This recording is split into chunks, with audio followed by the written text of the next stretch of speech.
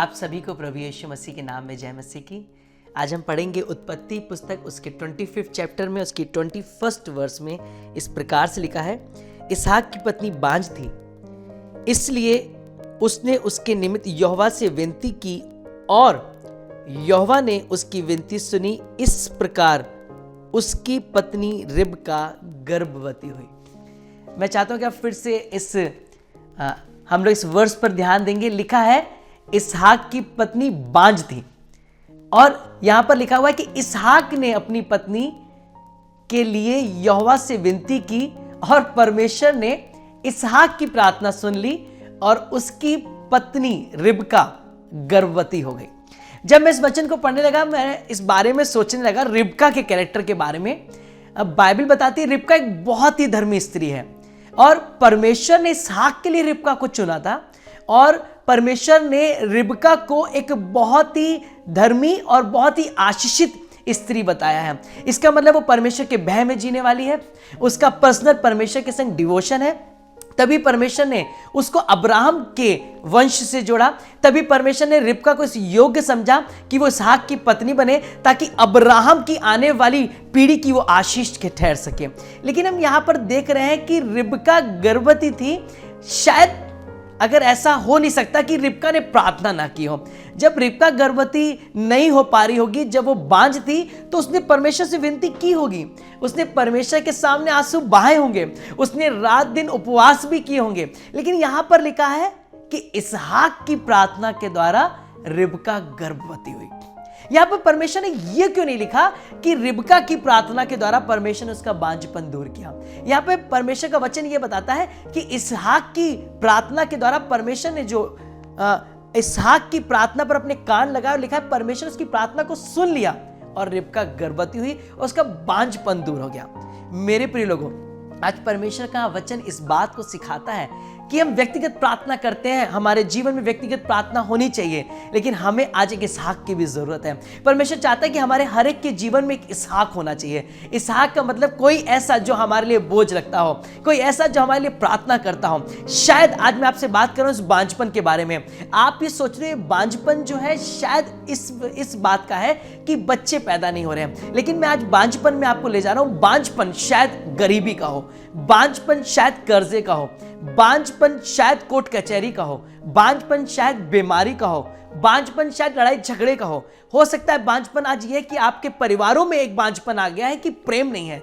आज माँ बाप और बच्चे साथ में नहीं रहते हुए, आज भाई भाई एक संग रहना पसंद नहीं करते हैं, आज बहुएं एक दूसरे को देखना पसंद नहीं करती हैं, आज सास बहू आपस में माँ बेटी की जगह लड़ाई झगड़े कर रही हैं। क्यों? क्योंकि बांझपन आ गया है। लेकिन हम इन बांझपन से क्या करते हैं? अपने परिवारों को तोड़ लेते हैं, हम अपने लोगों को अलग कर लेते हैं और सोचते हैं शायद ऐसे हम सब कुछ ठीक कर लेंगे, शायद अलग करके हम शांति में आ जाएंगे, शायद अलग करके हम सब कुछ अच्छा कर लेंगे। लेकिन हम इसहाक नहीं बने। हमने प्रार्थना का बोझ नहीं रखा, हमने कभी ये नहीं सोचा कि क्यों ना हम इस बोझ को उठाएं और हम इसहाक बने। और बाइबल कह रही है कि परमेश्वर ने इसहाक की प्रार्थना को सुना और रिबका के बांझपन को दूर कर दिया। आज हो सकता है आप यहाँ पे सामने सुन रहे हैं, आपके पति अभी नशे से नहीं छूट पाए हैं, आपकी पत्नी शायद गलत संगति से नहीं छूट पाई है, आपके बच्चे शायद अभी भी उस गलत संगति में और नशे में हैं। लेकिन क्या मैं और आप उसके लिए इसहाक बने? क्या मैंने और आपने उनके लिए प्रार्थनाएं करी? 101% आज परमेश्वर कह रहा है कि आज आप इसहाक बन जाइए, आज आप उनके लिए आंसू बहाइए और प्रार्थना करिए।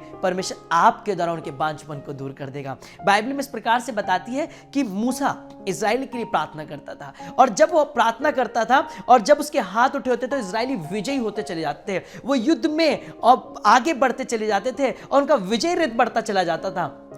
लेकिन लिखा है कि जब मूसा के हाथ नीचे होने लग जाते थे तो इजरायली हार की तरफ पीछे हटने लग जाते थे।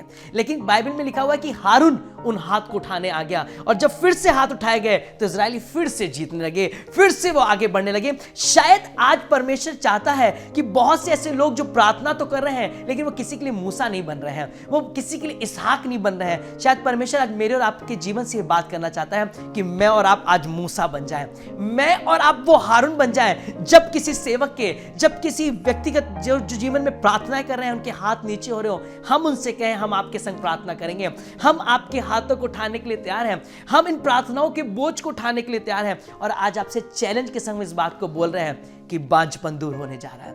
आपके परिवार में किसी भी प्रकार की परेशानी क्यों ना हो, आज आप कई जगहों से शेयर कर चुके हो, शायद कितने डॉक्टरों को दिखा चुके हो, शायद कितने पास्टर कन्वेंशन क्रूसेड में आप ले जाकर उनको सामने लेकर आ गए हो, और कई पास्टर से, कई एवेंजलिस्ट से आपने प्रार्थना करवा ली हो सकता है कई चर्च, कई गुरुद्वारे, कई मस्जिद, कई मंदिर पहुंच चुके हो सकता है काफी लोगों ने आपका पैसा ले लिया हो, काफी डॉक्टरों ने, काफी कोर्ट कचहरी वालों ने आपके पैसे ले लिए हो अलग अलग बातों को बता के, लेकिन आज भी उन समस्या से नहीं निकल पाए हैं। लेकिन परमेश्वर आज कह रहा है कि आप मूसा बन जाइए। आज मैं और अपने परिवार के लिए, अपने लोगों के लिए मूसा बन जाएंगे, और जब हम बनेंगे आज 101 परमेश्वर मेरे और आपके जीवन में बड़े काम करेगा। मैं आपसे एक बात शेयर करना चाहता हूँ, जो छोटी सी बात परमेश्वर ने मेरे मन में डाली। अगर आज मेरे पास 1-2 हज़ार लोगों के फोन कॉल्स आते हैं और वो मुझसे प्रार्थना करने के लिए कहते हैं, शायद मैं उन 2 हज़ारों के नाम याद नहीं रख सकता हूँ, लेकिन यही 2 हज़ार लोग अगर एक एक व्यक्ति के लिए भी प्रार्थना करने लगे तो एक एक व्यक्ति का नाम लेकर प्रार्थना होगी। आज हमें सिर्फ एक बोझ उठाना है कि हम किसी एक व्यक्ति के लिए ठान लें। हो सकता है वो आपका बेटा हो सकता है वो आपकी पत्नी हो सकता है वो आपका पति हो, आपके पड़ोसी हो। आज एक का बोझ उठा ले, और बस एक का जिस दिन हमने बोझ उठा लिया, हम उसके जीवन में अद्भुत काम को देखेंगे। और परमेश्वर आज कह रहा है कि वो 101% उस कामों को करने जा रहा है। बस मैं आखिरी बात शेयर करने जा रहा हूं। मैं आपसे बात करना चाहता हूं कि ऐसे व्यक्ति के, ऐसे बेटे की, अभी कुछ दिन पहले मुझे सुनने में आया कि वो अपने परिवार के संग अपने पत्नी को छोड़ने जा रहा था। जब अपनी पत्नी को छोड़कर रात को 11-11:30 बजे के वापस वो भाई वापस लौट रहा था, तो उसकी पूरी कार एक ट्रक के अंदर घुस गई, क्योंकि कोहरा बहुत था, ठंड का मौसम था, और उसकी पूरी कार जब ट्रक के अंदर घुस गई, उसका पूरा माथा फट चुका था, उसकी नाक अंदर जा चुकी थी, उसके दांत टूट चुके थे, उसके पीछे की हड्डी टूट चुकी थी, और डॉक्टरों ने जवाब दे दिया था। मेरे पास जब कॉल आया, एक बहन ने मुझे बताया कि मेरी मासी के बेटे की हालत बहुत सीरियस है, डॉक्टर ने जवाब दे दिया है, ब्लीडिंग रुक नहीं रही है, उसके हेड इंजरी हो चुकी है, उसके संग ये प्रॉब्लम्स हो चुकी हैं, डॉक्टर कह रहे हैं कि अब कुछ नहीं हो सकता है, वो अनकॉन्शियस हो चुका है। और उसी वक्त परमेश्वर के वचन ने मुझसे बात करी, परमेश्वर ने कहा उनसे कह दे कि वो बचेगा। और मुझे नहीं पता ये क्यों हुआ, एकदम से मैंने परमेश्वर की आवाज सुनी और मैंने परमेश्वर के शब्दों को उनसे बोल दिया कि परमेश्वर ये कह रहा है, मैं नहीं कह रहा हूं, मेरा परमेश्वर कह रहा है, उससे कुछ नहीं होगा।